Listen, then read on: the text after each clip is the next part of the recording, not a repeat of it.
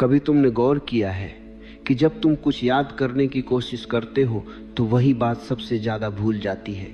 जितना तुम जोर लगाते हो उतना ही मन और उलझता जाता है, क्योंकि मन को जोर से नहीं जीता जा सकता, मन को समझना पड़ता है।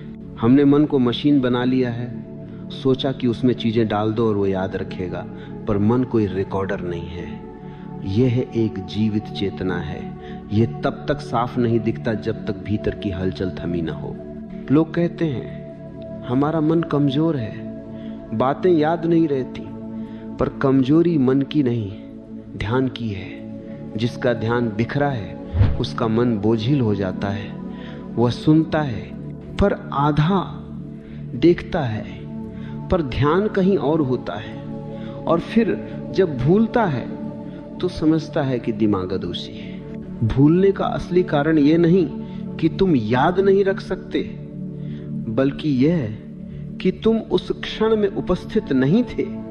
जहां ध्यान नहीं वहां स्मरण नहीं। जब तुम किसी को पूरे मन से सुनते हो तो शब्द नहीं बसते, अनुभव बसता है, और अनुभव कभी नहीं मिटता, वह तुम्हारे भीतर जीवित रहता है। यही असली स्मरण है। ध्यान का मतलब यही है, हर क्षण को जीना बिना बटे हुए, न कल की चिंता न कल का विचार, बस इस क्षण में होना।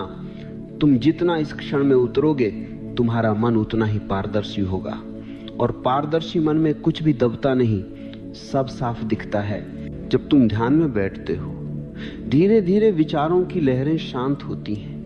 पहले हल्की हलचल रहती है, फिर बीच बीच में खालीपन आता है, और फिर एक क्षण आता है जब कुछ नहीं बचता, बस मौन रह जाता है। उस मौन में एक अजीब स्पष्टता होती है। वही ध्यान की रोशनी है। वहीं से जीवन का सच्चा ज्ञान फूटता है। याद रखना, बुद्धि किसी किताब से नहीं आती, वह भीतर के मौन से आती है।